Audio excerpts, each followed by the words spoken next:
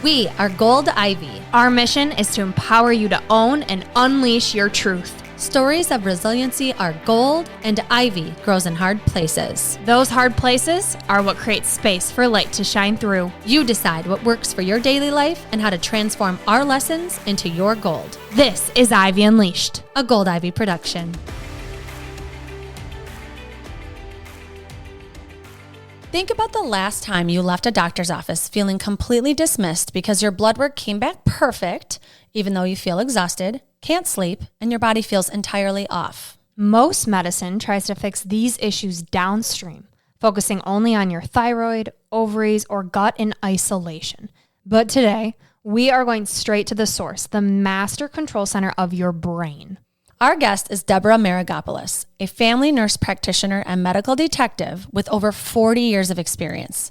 She untangles the root cause of hormone, autoimmune, and metabolic struggles by healing the hypothalamus. Get ready to discover why normal labs miss the big picture and how to finally heal from the brain down. Before we jump into this fascinating episode, let's hear a word from our sponsors. If you've been listening to Ivy Unleashed, you know how passionate we are about getting to the root cause of our health. Whether it's navigating a chronic health journey or managing perimenopause as an athlete, finding true balance can feel impossible when your body feels out of sync. That's why we're so excited to introduce you to Deborah Maragopoulos, FNP, affectionately known to many as the Hormone Queen. After decades of treating complex neuroimmune endocrine conditions, Deborah realized that managing individual symptoms wasn't enough. The key wasn't just supporting isolated hormones, it was nourishing the hypothalamus, the master control center of the entire body. When she realized no product on the market met this crucial clinical need, she drew on decades of research and patient care to invent and formulate Genesis Gold. At the heart of Genesis Gold are the sacred 7 hypothalamic amino acids, the only blend in the world engineered specifically to optimize hypothalamic function. It's designed to keep your hormones in harmony by balancing adrenal, thyroid, and sex hormones, enhance mitochondrial energy production, and basal metabolic rate. Balance brain chemistry for better mood, sleep, memory, and focus. Support healthy digestion, immune function, and cellular detoxification. Wow. Over 20 years later, Deborah still takes Genesis Gold every single day, and it has helped thousands of patients restore balance when they had run out of options. We are so excited to be starting our own Genesis Gold journey, and we want you to join us. Head over to genesisgold.com and use promo code GOLDIVY at checkout for 10% off your order. That's code GOLDIVY at checkout. And now to this episode of the Ivy Unleashed podcast.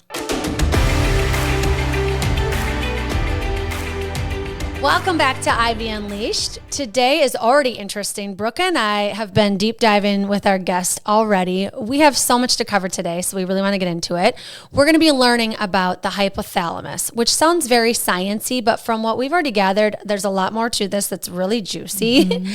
And we have the perfect guest to help us understand our bodies a little bit more and help us kind of tap into some secret sauce. So welcome to Ivy Unleashed, Deborah Maragopoulos. Thank you so much for having me. We're really excited because we haven't really talked about this. Mm-hmm. And you sent us your book, and reading through your book, you can learn a lot, and it can get sciencey to learn about something in your body, because especially the hypothalamus, because it controls so much. So we want to learn what it controls and what we can control with it, right? Because it's one thing to know how it affects you and what it does, but it's another to know, like, okay, how do I actually help myself out here? So before we dive into all of that, we're doing something at the start of every episode that just creates some instant impact for our listeners. So if you could just give one takeaway right away, just like your biggest takeaway you'd think for our listeners, what would it be?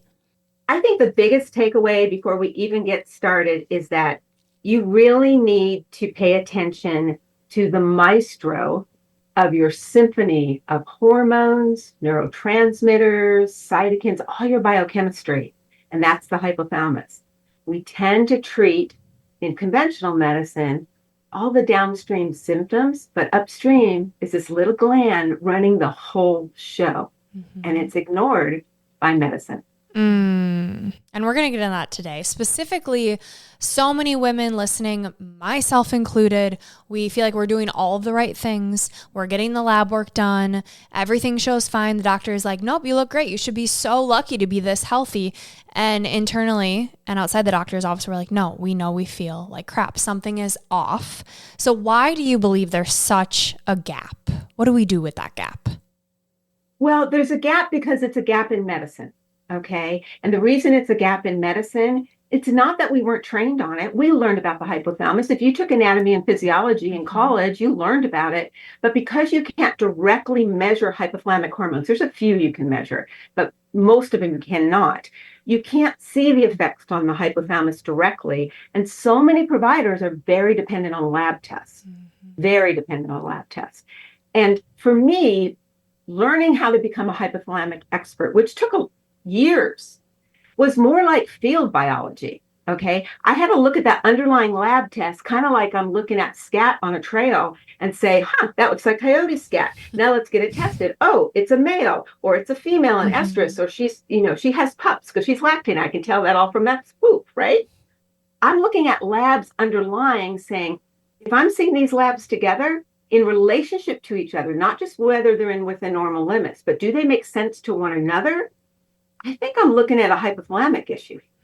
I didn't find that right away, though. I mean, it took an event in my clinical life to realize, holy moly, I'm treating downstream too.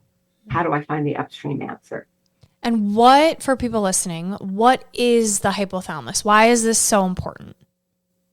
The hypothalamus is a very small gland at the top of your brainstem.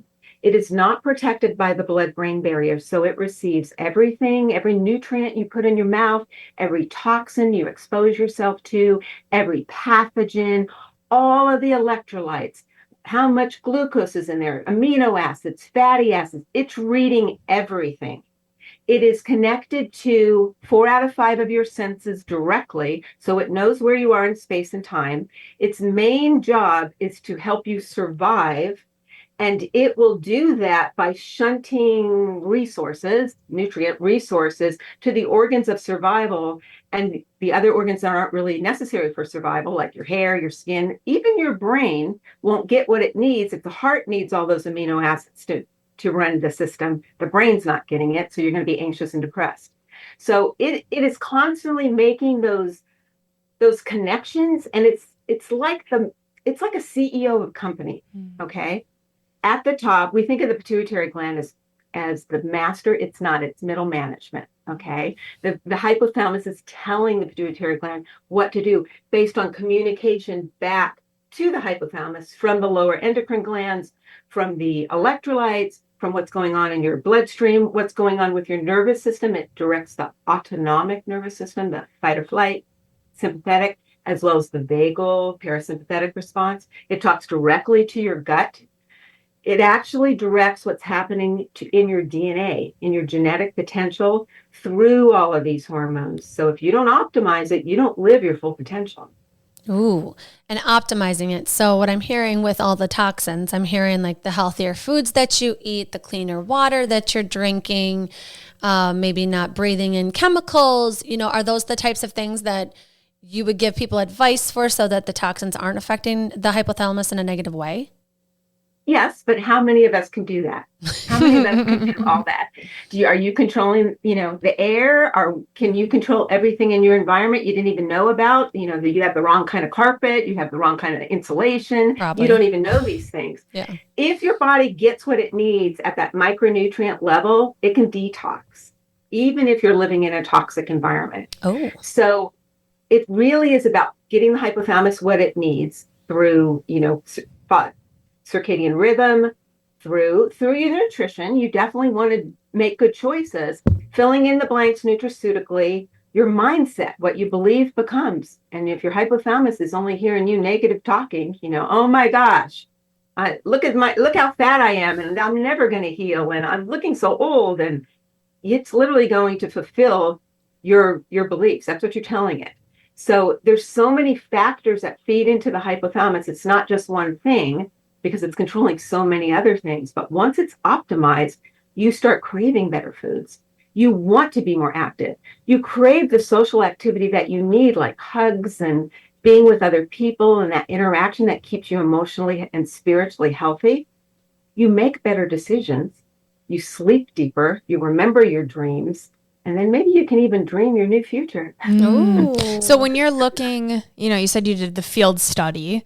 What are you specifically looking for, and how do you know it's the hypothalamus that needs the love and support? That's such a good question. So what I found in my 30 plus years of doing this is that I can tell a lot about a patient, first off, by their narrative. When they're telling me what's happening with them, I can start to see the patterning. Okay. So if you're a woman and you're sick and tired of being sick and tired, you're fatigued when you wake up in the morning, but then you're wired and tired, you crash in the afternoon, you can't sleep at night, either you can't fall asleep, you can't stay asleep, your gut's out of balance, you've been, doing all kinds of cleanses and nothing's really working. You know your hormones are out of balance, either because your periods are irregular, you're infertile, your skin's a mess, you've got terrible PMS, or you're going through perimenopause. You're going through menopause. Obviously, it's out of balance. You've been told, that your adrenals are off, maybe your thyroid's off, et cetera, but it's not showing up in the blood. You suspect all this stuff. You're just really feeling off, but you're not seeing it in the blood. So I'm looking at all of this language that I'm seeing with my patient. I'm looking at what she's focusing on. I'm looking at her body. She's telling me one thing, that she's having like weight issues. I'm looking exactly where that fat is on her body. Does she have cortisol, related fat? Is it androgen? Is it gyne fat? Like, is she's saying she's chubby and she's got that perfect Venus figure, that's, it's just not fitting the modern days world, idea of thin. So I'm really looking at a lot of muscle mass, with men, they'll tell me, yeah, I'm fine. My libido's fine. I never have erectile dysfunction. I'm looking at the back of their deltoids, which are completely flat, which means their testosterone is falling. And they're like, well, so everybody gets their clothes off. I have to see that whole body. I have to see what's going on. So it's a lot of data I'm pulling. And then I look at a lot of different labs that most providers don't look at. But I also look at the basic labs that they do look at with different eyes. Okay.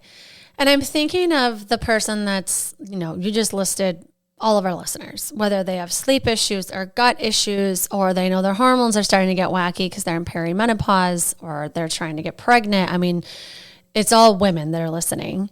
And so I guess I'm trying to think about, if something's off and maybe you're not ready to schedule with a provider yet, but you're thinking about, what are some lifestyle things that I could do to kind of get these things under control? Is there something with the hypothalamus that's kind of a good starting point of something to do to kind of let it know, I want to heal, we want to get better? Maybe it's emotional, spiritual, physical, like what comes to mind?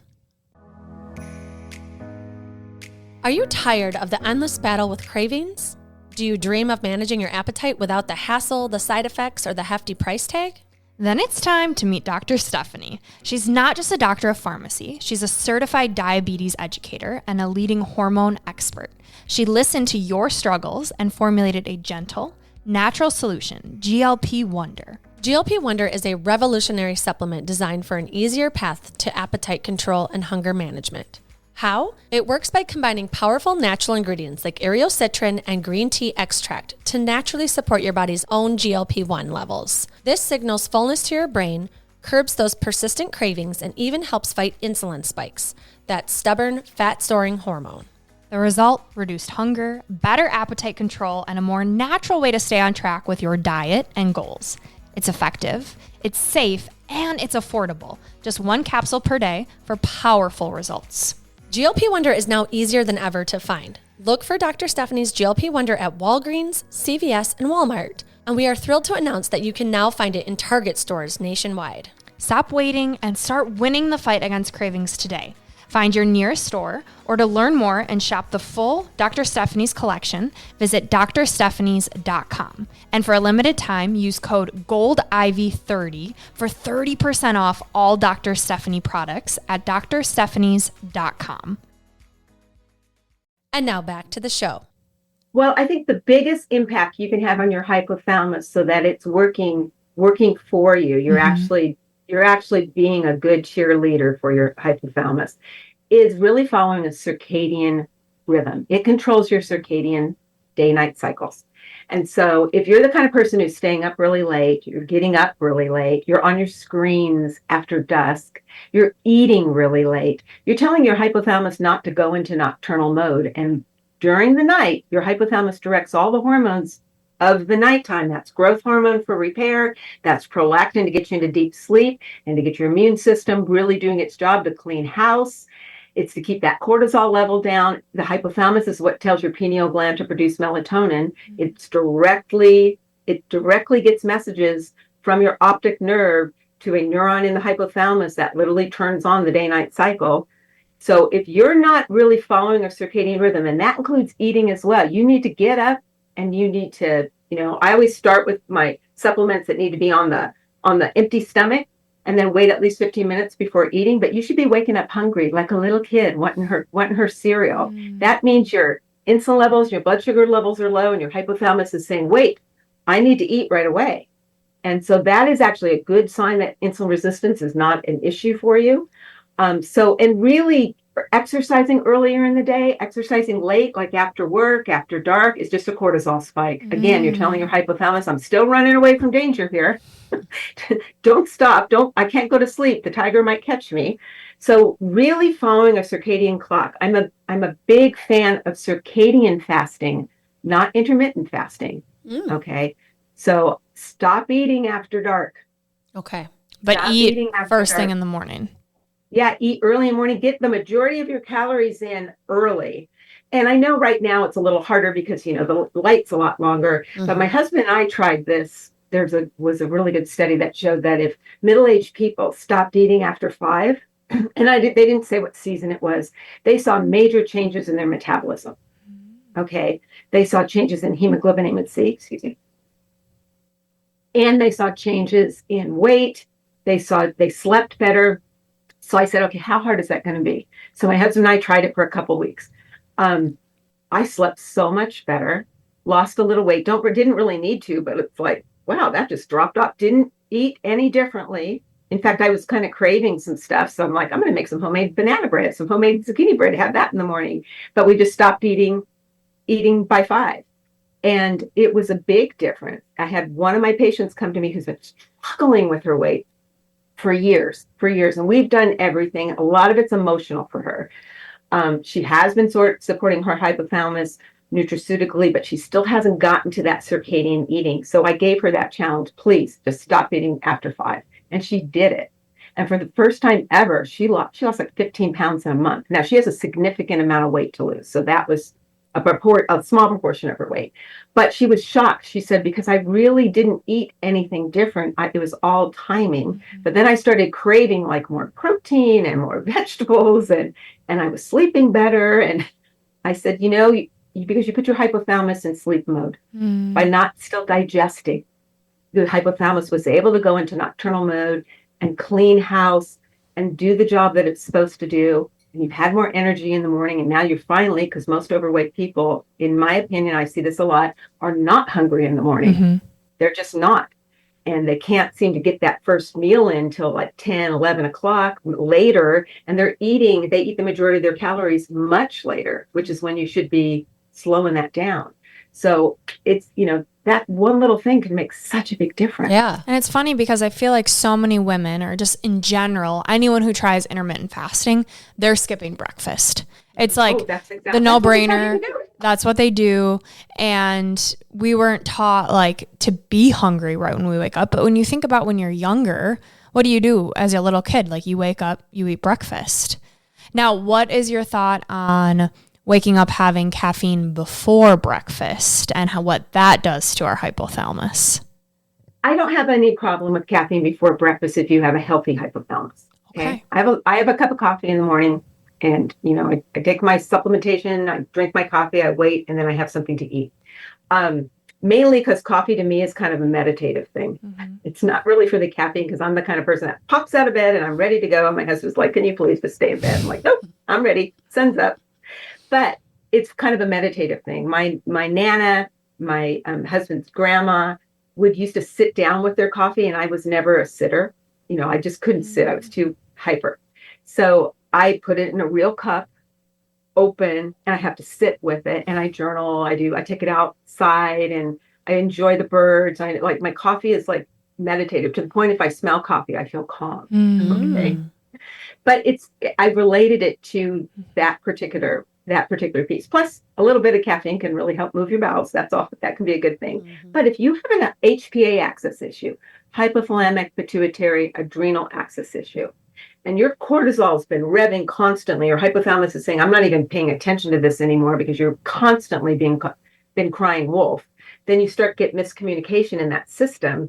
Then if you're having to start your day with caffeine, if you're the kind of person that has to have caffeine just to wake up, that's not good for your hypothalamus. That's not what you want.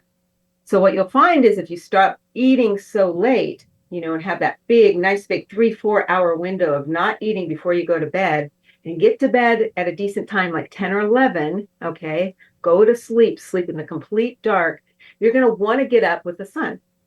You're going to naturally want to get up with the sun 7 to 9 hours later, and your hypothalamus will tell you that it needs to eat, okay? You're not cortisol spikes in the middle of the night. And the hypothalamus, the way it tells you it needs to eat is it wakes up with that low blood sugar and it says, oh, I need some sugar right away. So it tells your adrenal glands to make some cortisol in the morning so that it can release that stored sugar. And then it can have the glucose. And it also makes something called dopamine. And dopamine is one of our neurotransmitters. And it's the one that keeps you focused and awake. And that's what wakes you up. That's what helps you remember your dreams. That's what turns prolactin off so you're not sleepwalking during the day. So that's a very good. That's how I look to see if the hypothalamus is actually making enough dopamine, is I check my patient's prolactin, which is a hormone, at 8 to 9 a.m. in the morning. It doesn't have to be grossly high, but if it's not within what I consider normal limits, which it should be low, should be around under 9 or 10 at 8 to 9 a.m. in the morning. Now that's granted, especially for women, no nipple stim 24 hours before, because that'll artificially raise your prolactin. Did you say nipple stim? Yes, I am saying that's a first. That'll wake you up. Can I say that? Absolutely. Yeah. Nipple stim. I want to say it too. We're all women here. But anyhow, that prolactin is the prolactation. Wait, when can we not have nipple stim? Yeah, go back. You lost me. 24 hours before you get your prolactin levels checked. Okay, if you're getting it checked. Got it. Okay, no nip stim. Otherwise, you're welcome to stimulate your nipples all you want. But before you get your prolactin levels checked, do not stimulate your nipples or you'll have an artificial elevation. Got it. Because what does nipple stim do when breastfeeding? It raises prolactin to get the breast milk going, right? That's what she's like, can we back up for a second here? Sorry, I had to, Deborah. With what prolactin did in the first place. Prolactin, we all make it. Okay. Men, women, children. Okay. We make the most at night, which puts us into deep REM sleep. Got it. Turns on our immune system so your T cells know the difference between you and everything else. So it's not attacking you. Got it. So it's super important. It's low during the day and high at night. It has an 8-hour window. So once you turn it on, it's on for 8 hours. So if you get to bed really late, okay, and because you're on your screens, you're doing work, you're not settling down, you're not going to get a prolactin surge to very late. So you wake up in the morning because you got to use your alarm, you got a meeting to do. You wake up on prolactin. It's like you're sleepwalking. Mm-hmm. You're the person who needs caffeine, okay? Because the only thing that turns prolactin off is dopamine by the hypothalamus. That's part of that circadian rhythm. So that's one way I can look at the hypothalamus. Nobody checks prolactin unless you have milk leaking from your breasts or a man with gynecomastia. It looks like he has like breast tissue underneath his areola. That's when they check prolactin. And they treat high prolactin tumors, which I also treat. But I'm telling you, circadian prolactin is super important to measure to see what's going on with the hypothalamus. Okay, what if people love nipple stim? Are they negatively impacting their health? Not at all. Not at all. Okay. You're going to make prolactin at night. You're going to make prolactin whenever you nipple stim. What I'm saying is to see kind of your natural level, you want to avoid that for 24 hours. Got it. Like you're never checking prolactin in a breastfeeding woman. She's getting nipple stim all the time, right? Yeah. We're not doing that. We want her prolactin to be high. That's how she's making milk. Yeah. But it's the same with the man. Okay. Yeah. if I'm checking his PSA, he cannot ejaculate for at least 3 to 5 days prior to that PSA being checked, because the stimulation of ejaculation will raise prostate-specific antigen. Got it. And a lot of people don't know this stuff. They just randomly, I see blood work on patients all the time that they come in from, not that I've ordered, that they come in with, and I'm like, okay, they got an FSH, an LH, an estradiol, a progesterone. What day of your cycle were you on? Because it doesn't say here, and they shouldn't have been getting all of that randomly, because it matters what day of your cycle you were on. They just measured this stuff randomly. I've had that happen too, where I've done a test where I did the test to get all my numbers, and it was like, to say what day you were on or whatever, but they didn't say what day of your cycle to start. And so when I went to my primary, she was like, you shouldn't be taking these numbers unless you're on day 3 of your cycle, or, a specific day. So she's like, all these numbers you have are just random. I need it to be on this day to get an accurate measure of these numbers. And so it's these things that like people just don't know. We want to benchmark.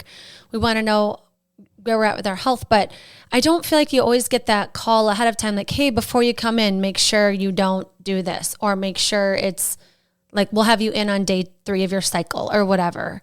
Is that something that you do with your patients to make sure that they're aware? Oh, absolutely. Like they get from my mouth, they get me in writing, they get my medical assistant, like literally checking on them. Like, you understand, it literally says on my requisition, this FSH is to be drawn on day 3 to 5 of your cycle. Prolactin must be 8 to 9 a.m. I write it on the on the order to the lab, and the lab is going to kick you out like you're not here at the right time. Then I also give them background, like, I don't want you carb loading, 36 hours before you're going to, push that triglycerides up. Just eat normally. Let's see what's going on. So some of the tests we've decided, you can probably randomly check these things and they're probably okay, because they've mainly thrown everything into this bucket of just like check people because they have you as a captive audience. Let's just check this stuff. Yeah. But they're not really looking at what's actually happening. I just had that happen to me. I had a horse accident. I had an equine accident where I was bucked off by a horse January 2025. Ended up landed on my own arm, breaking 4 ribs, but I had a huge hematoma on my hip from landing so hard on to the trail. And I went to drove myself to the ER because nobody was home, and, got everything checked, had the CT scan. I knew I had broken ribs, etc. I see my primary maybe 2.5 weeks later, and he's like, wow, you're healing so fast. Because I'm super healthy. I'm 65 years old, and I've like no osteoporosis. I healing really fast. He says, we really should do some blood work. I'm like, don't check my CBC. It's not going to be normal. I exsanguated into my hip. He checked it. Of course, it wasn't normal. It was part of my basic blood work. He said, we need to call you back for your CBC. I said, I told you all of these changes were going to happen. What if you have patients that don't know this? They're going to think something's really wrong because you didn't use. Yeah. I think that just speaks to use your head. Yeah. And finding a provider that you trust. And doing your own education on top of what your doctor says. You hinted at cortisol earlier, and that's something I want to go back to. I didn't know, and this speaks to just the education piece that's out there. We hear high cortisol, high cortisol, high cortisol all throughout. Well, when I got mine checked, it was super low. So I have low cortisol. So for the women that have that, how does that affect, how is that being affected by the hypothalamus? Will you talk about that piece of how that can be possible for women? Absolutely. Most of the patients I see have what's termed adrenal fatigue, which means low cortisol. So what happens is we're worried about high cortisol because it's inflammatory, it drives your blood sugar up, etc. If you're under chronic stress for a long period of time, that's what cortisol is supposed to do. The hypothalamus is saying, oh my gosh, we're being chased by a tiger. Let's make some more cortisol so we can fuel the fight or flight. And that's not supposed to happen forever. But this stress has been going on for weeks, months, years. Eventually your adrenals get pooped out and you make very low cortisol levels. Part of it is not because your adrenals are like, they can't work anymore. They're like little raisins and they've shriveled up. No, you don't have true adrenal insufficiency. Because if we give you an ACTH test, which is the pituitary hormone that actually stimulates cortisol, the hypothalamus tells it to make that, we can see that you'll respond to your adrenals will make it. So it's not so much your adrenals can't make it, it's that you've worn out that feedback mechanism because the cortisol was so high for so long.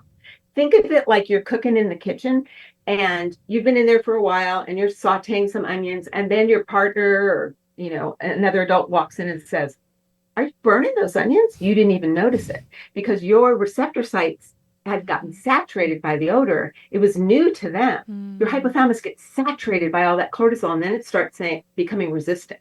Kind of think like insulin resistant for that side of things. Yeah. Okay. Exactly. And the same thing can happen to any of the hormones when you're making too much of something over time.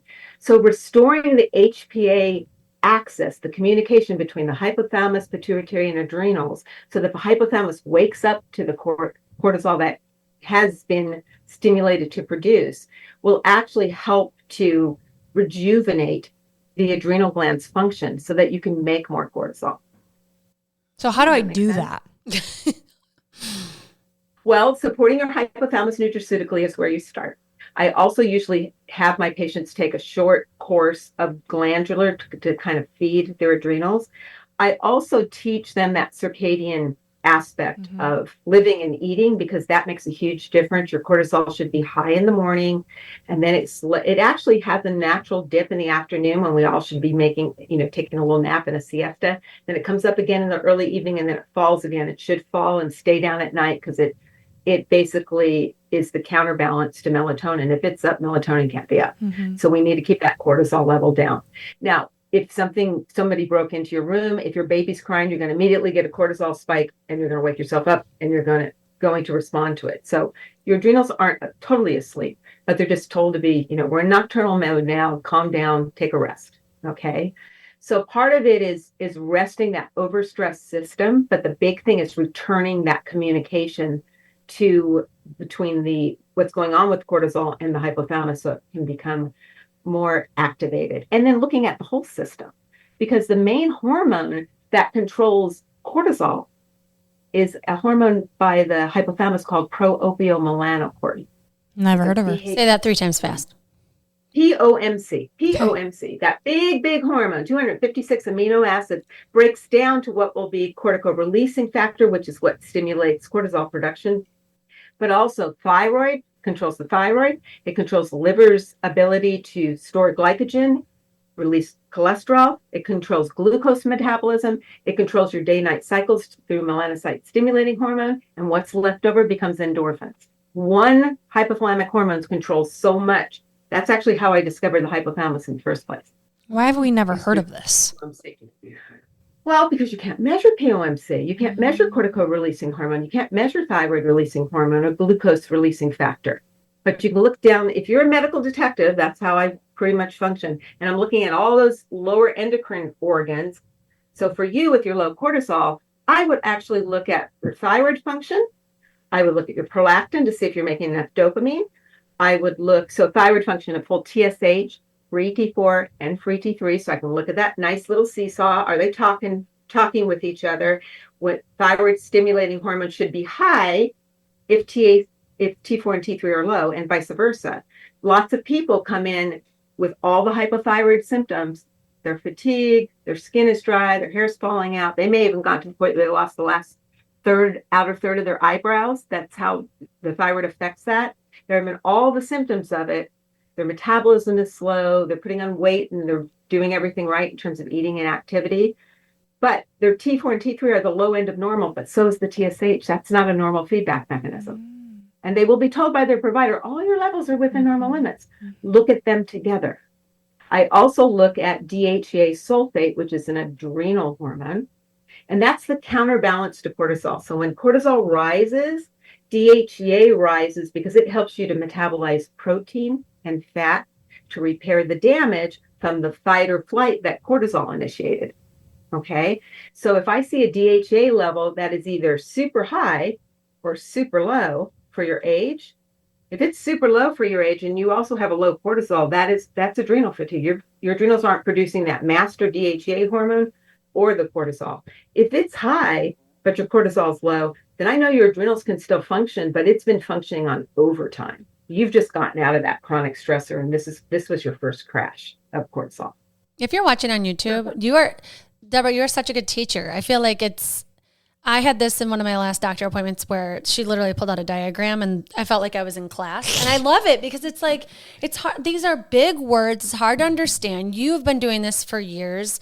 You've had so many patients. And so, and I was thinking before you even said that you're like a detective. I feel like you're like, okay, let me see everything and let me piece it together. Let me get this puzzle and I will get it figured out super fast. But I think it's important to find a doctor, a physician, a practitioner that's a teacher, right? Because we need to understand what's going on. Because a part of this puzzle, I think, is not just taking someone's word for it and trying the stuff. It's understanding your body, knowing it better, and knowing what we're trying to do, not just pretending you know things. I think it's to learn about it.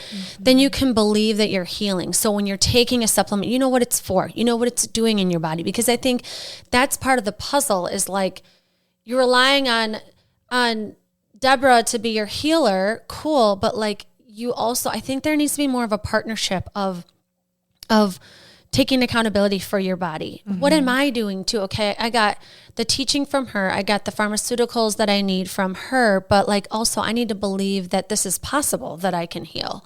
And we kind of touched on that before the episode, and I would like to dive into this because I think stress sometimes can be a mindset thing, like things going on in your life, people are like, I have so much going on. Or it could be like, oh my gosh, I'm so excited about what I have going on today. You know, there's different ways to look at stress. There's different ways to look at what you're putting in your body to heal it. And so I feel like there's this piece of healing that is almost like taking accountability and not just relying on the physician. And so I would love for you to talk about how your mindset and what you believe and the accountability of taking of your health, like how that plays into people actually being able to heal.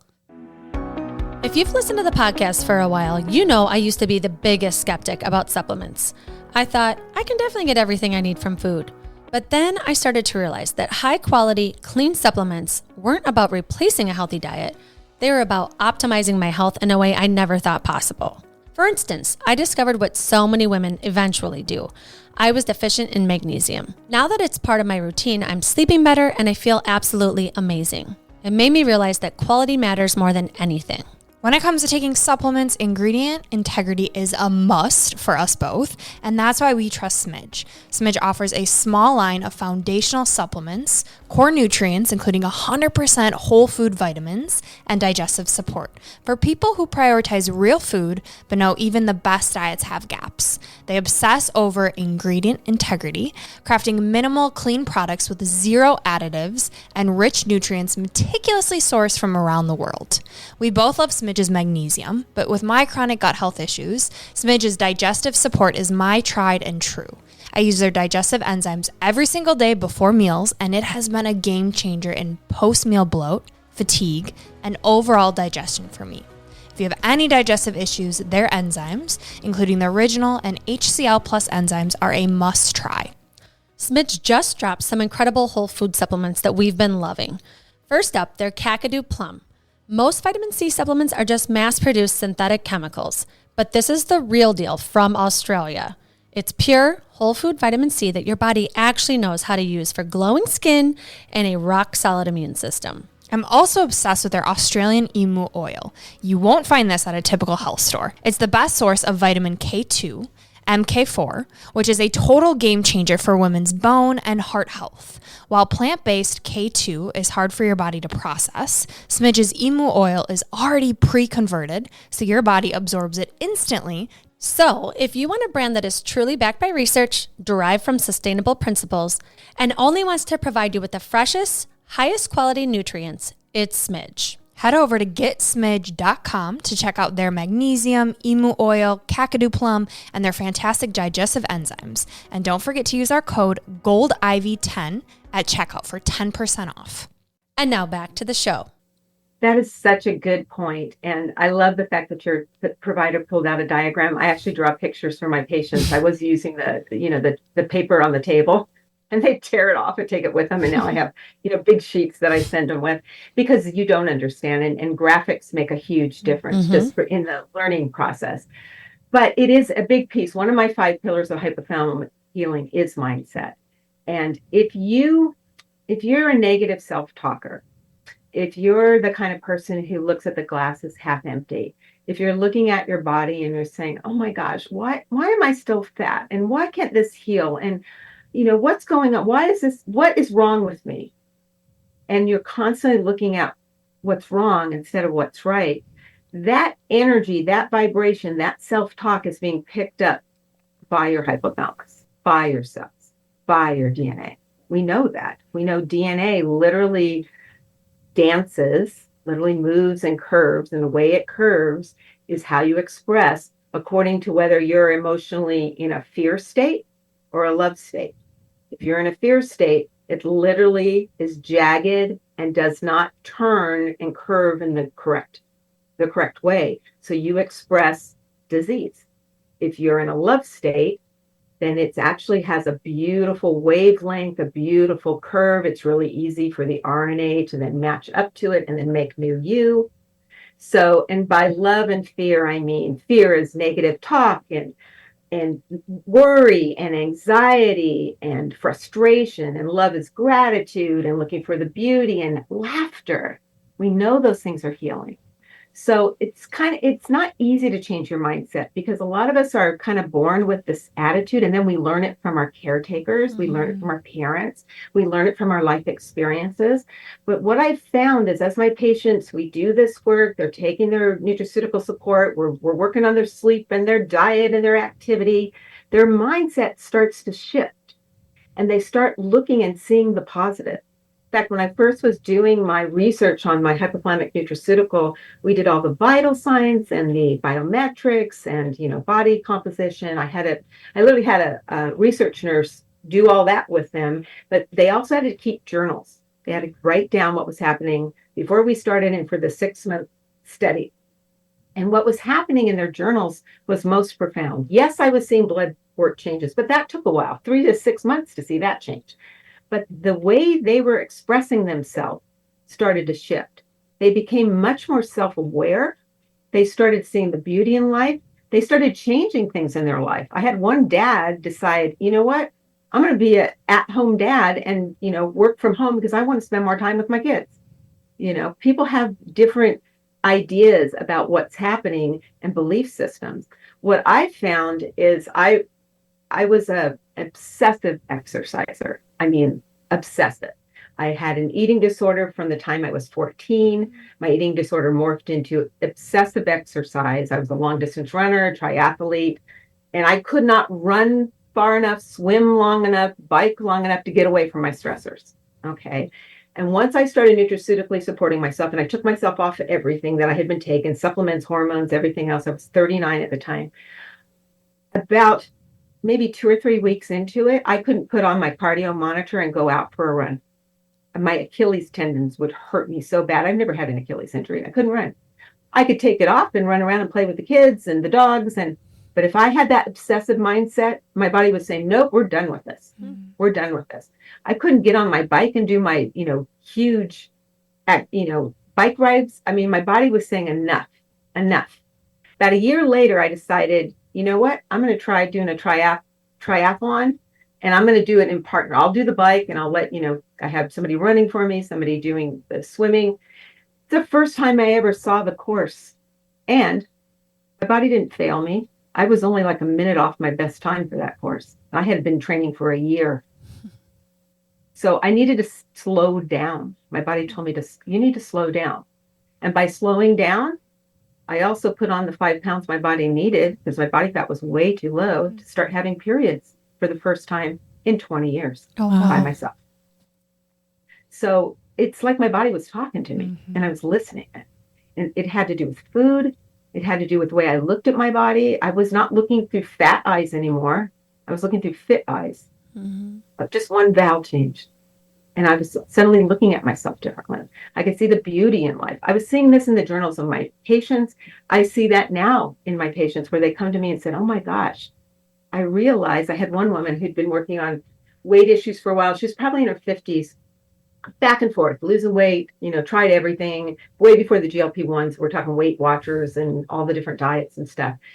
And then we got her supported on the nutraceutical, and her hypothalamus started talking to her, and she came to me and she said, I finally figured out what I'm doing wrong. I said, what is it? She said, and I tried to get her into counseling, and she was like, I don't do that. She said, I'm sabotaging myself. I said, why do you think that is? She said, because when I lose weight, other men look at me and I'm afraid I'm going to be unfaithful. So we got her into counseling, at couple and single counseling, and she got over that piece of it. But it'd been years of working with her and suggesting, some of this emotional stuff, but she just wasn't ready to receive it. Until her hypothalamus felt safe. She wasn't ready to really understand the deeper issue. And then she kept the weight off all through menopause. She's fine. I think that's something too that some people have never felt safe. Like they're in fight or flight from childhood, and it's like the only way they know how to function. And so I think a lot of people can relate to that feeling of, this is all I've ever known and I don't know how to get out of it. Right. And you can say it's a mindset thing. You can try therapy. And I think it's all really important. And if anything, like you just said, speaks to the importance of mental health, right? Of what you're saying to yourself is so important. And I just think, just the way life is built and with technology and everything, I feel like it's getting worse, that we're just numbing or using devices and it's just messing up with our self-awareness of hearing our body speak to us these ways that you're speaking of. I think it's definitely the slowing down and working with someone to kind of help them understand it's important to hear yourself and to maybe think about when you're going to bed and all of these different pieces to the puzzle. And so, I just think it's fascinating. I feel like there's so many pieces to the hypothalamus, but I like that you keep saying two things, like that it's speaking to you. That's really cool. Mm-hmm. And you keep talking about nutraceuticals. So when you're saying nutraceuticals, like what are you referring to when you're saying that?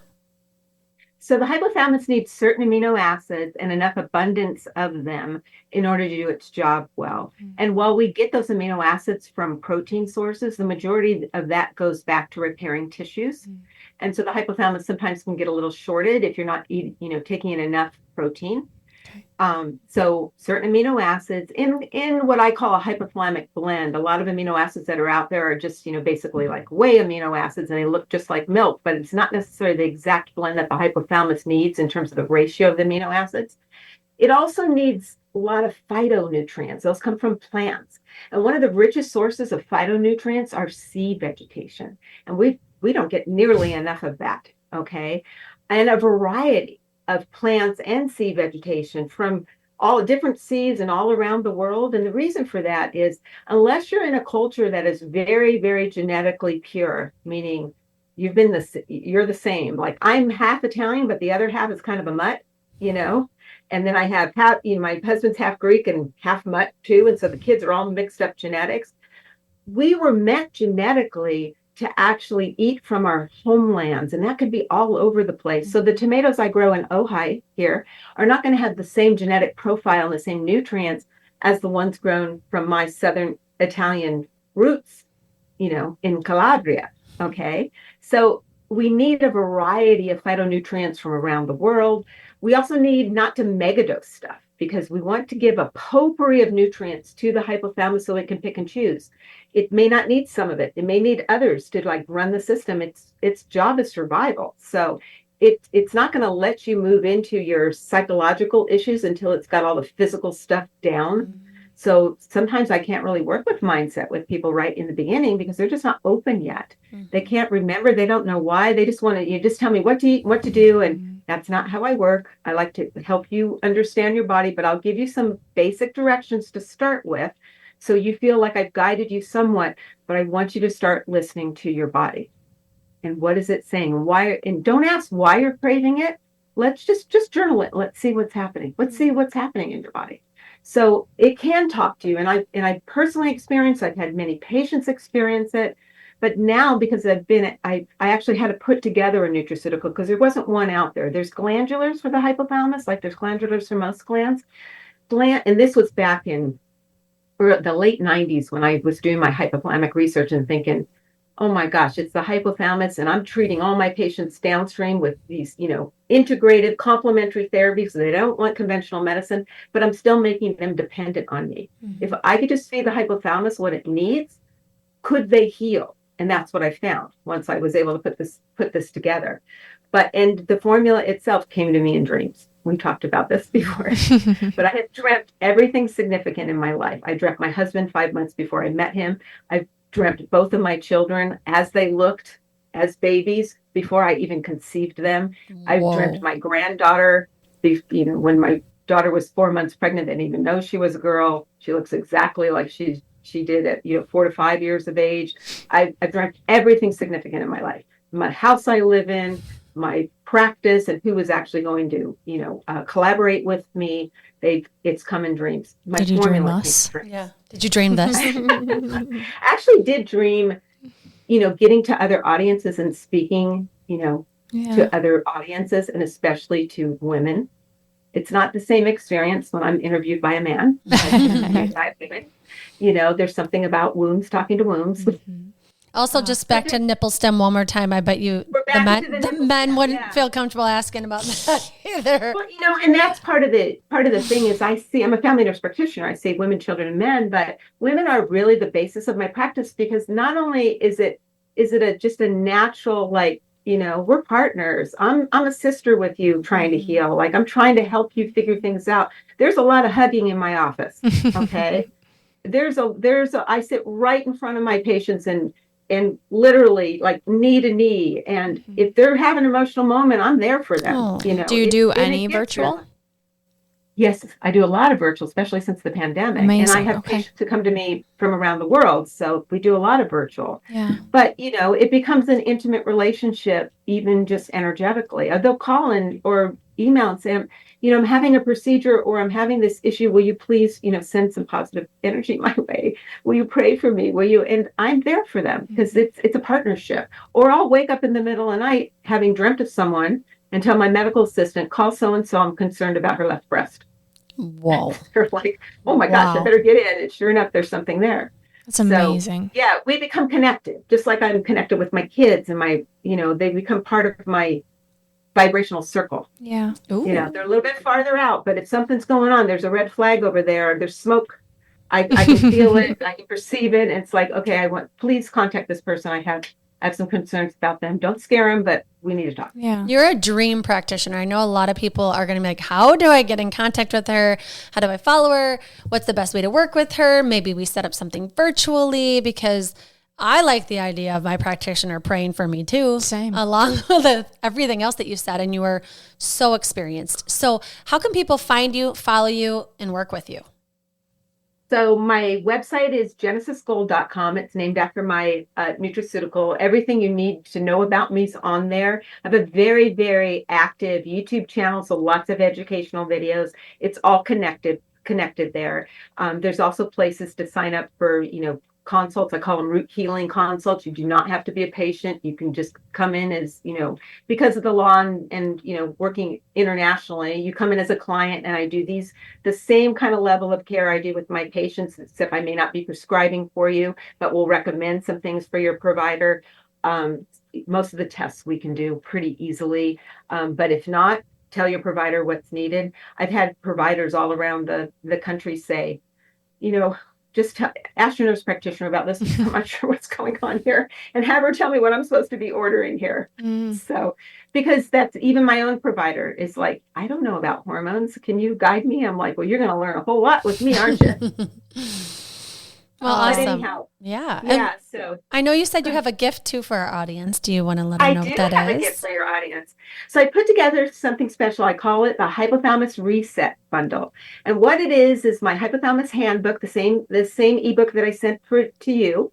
And I also did a video tour with it. So each of the case studies in there, I take you through on a video tour so you can see your patterns.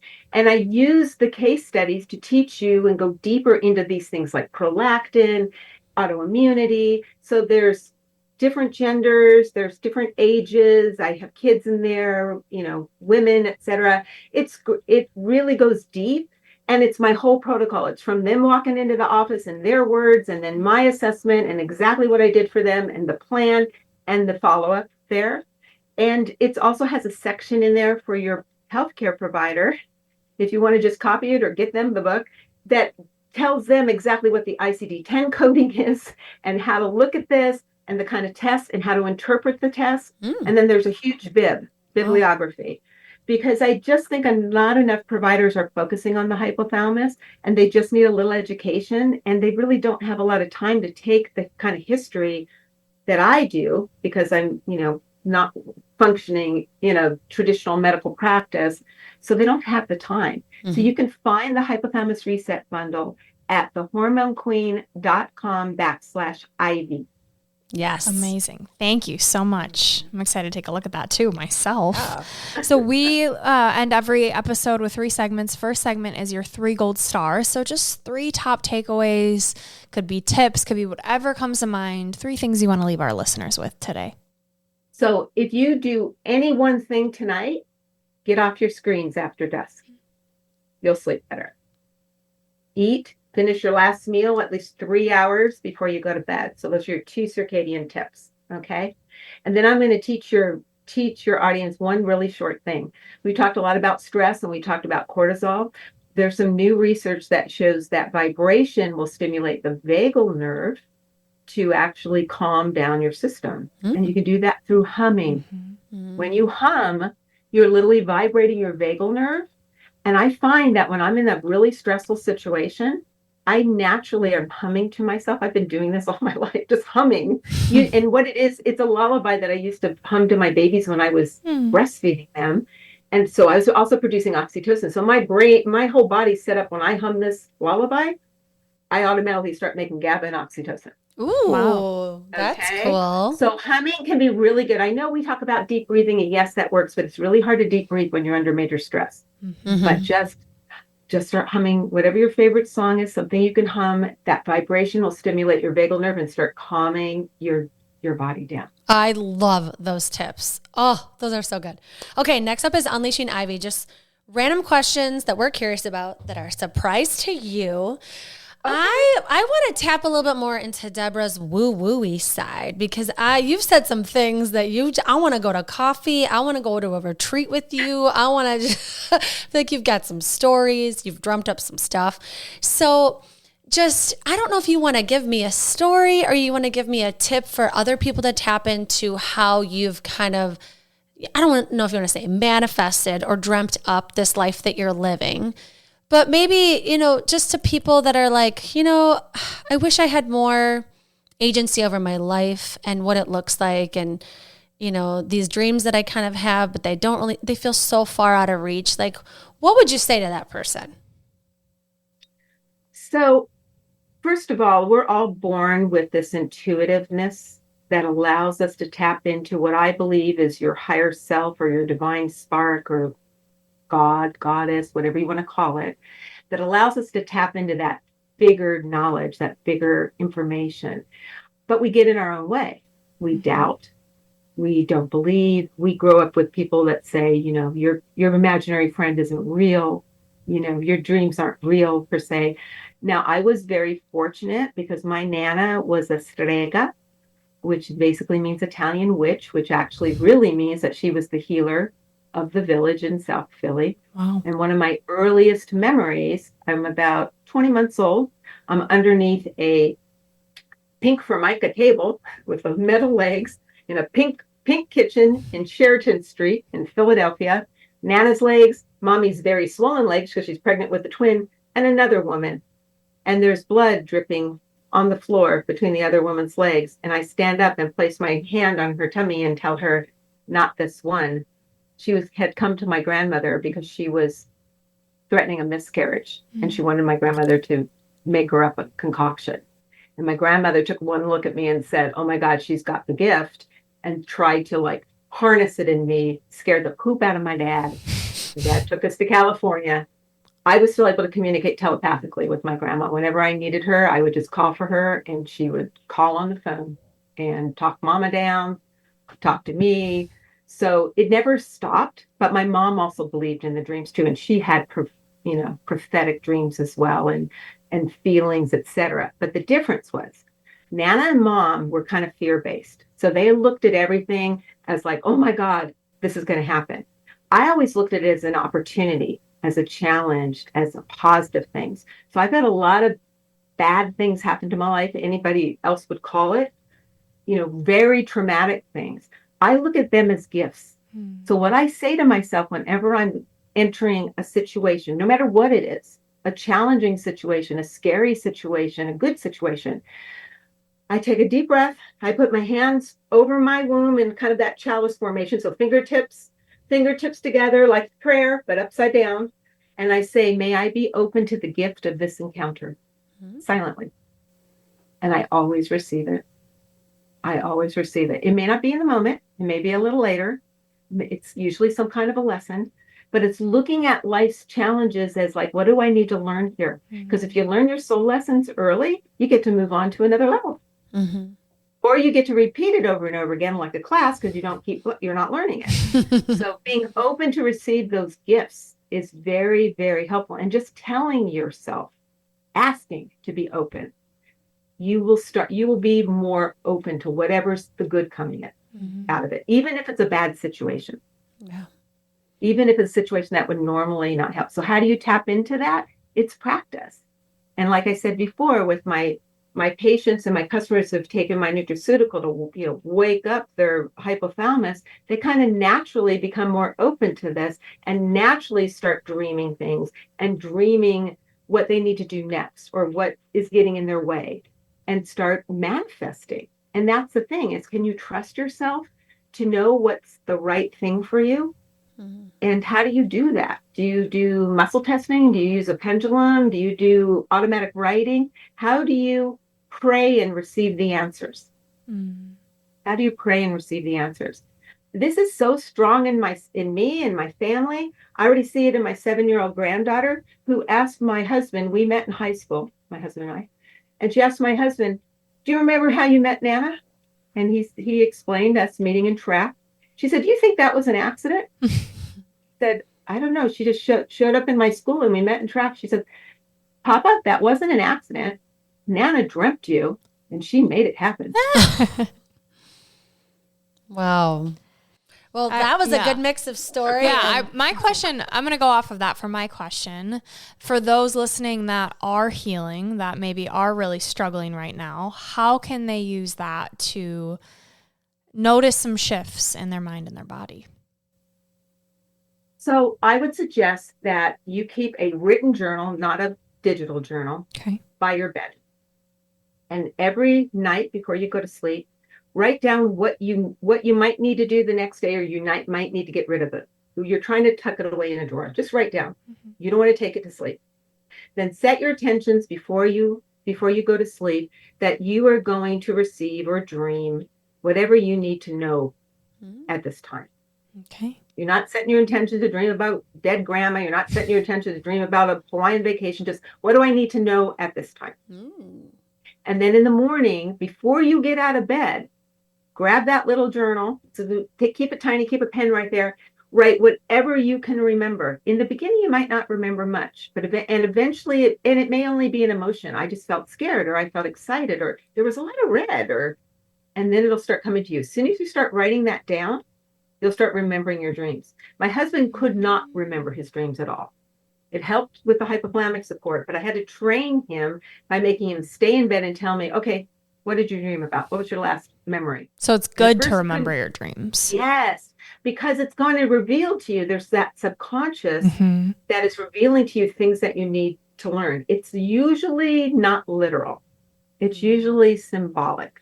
Okay. This is and fun. So interpreting your dreams, you may need a dream interpreter. You may need it, online. Some of that's okay. It's not always that accurate, but it's a good place to start. Talk to other women about your dreams as well, and they may come up with things. What my belief is you're everything in your dream. It isn't that your husband had an affair on you. It's that you are affecting us. You don't feel faithful to yourself. You are all the parts. I'm very much Jungian in that perspective. You are all the parts of the dream, and it's things that you need to work on. What does it mean? What is, the showing up to school without clothes on, that's a very common dream that people have. It's anxiety. It's not being prepared. It's being naked in front of the world. It's being exposed. It's not, you didn't actually do that. That's not actually going to happen, but it's revealing that you feel exposed. Oh, Fascinating. so Okay, I'm gonna try that. I'll report back. I like that. Yeah, me too. Okay, great. Okay, last question, Deborah. If you could go back and tell your younger self something, what age would you go back to and what would you tell her? I would go back to 14 years old when I became anorexic, right before I became anorexic. And I was too afraid. So I didn't become anorexic for the typical reasons. I was not molested. I didn't have all the typical stuff. I literally always believed that my mission in life would start when I became a woman. And at 14, I had an incident. I was walking in a bikini. I remember it was like a yellow bikini with my little sisters and my pop-up, and my dad had bought us ice cream cones, and we're eating ice cream. And my dad yelled up ahead and said, "Your elbows are showing," which was our code word that your bathing suit was climbing up your bottoms and to pull it down. But I heard in his voice that all of a sudden that the world looked at me as a woman, and I wasn't ready for my mission to start. So I looked at that ice cream cone and said, "This will be the last ice cream I ever eat." And I was starting high school in the fall. So that was just 2 months later, and I lost 20 pounds, lost my breasts, lost my period, and that began anorexia. That was before Karen Carpenter died, and we even knew what anorexia was. Okay, I'm that old. Anyhow, I would tell that 14-year-old that help is coming and support is coming, and to hold on, that you're not alone, and that you'll be able to tap in to the guidance from your higher self and your maternal ancestors and all that wisdom. But don't punish yourself and don't hide. That's what I tell her. Oh, it brings me to tears. Yeah. It's beautiful. Wow. Oh, well, this has been a wild ride. A wild ride. Deborah, I love your brain and I love your stories. And I'm so grateful that you know that this is the path for you. I'm sure you help so many people. Oh my gosh, I want to be in your office with you. I want to try the nutraceutical. I'm excited. Yeah. I feel like that's definitely something worth trying. Yes. And thank you for the gift. Thank you for we're going to put everything in our show notes so people can link to you. But thank you for just this time and sharing yourself and your stories and your brilliant brain. Your book too, we'll make sure people have links to that too, so that they can learn more about their bodies. And it's just magical putting it all together. And so thank you so much for joining us today. And just thanks for, opening up these young stories, these scientific stories, these patient stories. I think stories really help people feel connected to someone. And I think, overall it's just going to help people heal more. So thank you so much. Thank you so much for having me. It's been a pleasure. And I just want to tell your audience, please leave these ladies a 5-star review so they can be found by the algorithm. I did, because they are such good interviewers. Thank you. Thank you for this opportunity. Yeah, that means the world. We leave our listeners with a piece of gold, a quote. Could be your quote, a quote you love. Anything that comes to mind. Would you please send us off with your piece of gold today? Healing is innate. And if your hypothalamus, which directs your DNA, gets what it needs to heal, you will reach your optimal potential, body, mind, and soul. This is Gold Ivy signing off. Listen to your truth and go chase your gold.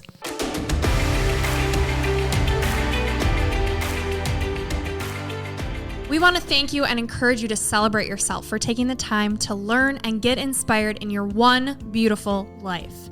And if this podcast means something to you, it would mean so much to us if you'd be willing to take 30 seconds to help support our mission to keep bringing you inspiring stories and guests. First, following the podcast is important because it helps you never miss an episode. To do this, just go to the Ivy Unleashed podcast show page on Apple Podcasts, Spotify, or wherever you listen to podcasts, and then just tap the plus sign in the upper right-hand corner or click on follow. While you're there, if you'd be so kind to give us a 5-star rating and review and share your favorite episode with a friend, we'd be so grateful for your support. We are thrilled you're here and are so happy that you're taking time to prioritize your wellness, self-discovery, and growth with us. Additionally, we want to remind you that this podcast is presented solely for educational and entertainment purposes. We are not licensed therapists, and this podcast is not intended as a substitute for the advice of a physician, professional coach, psychotherapist, or other qualified professionals.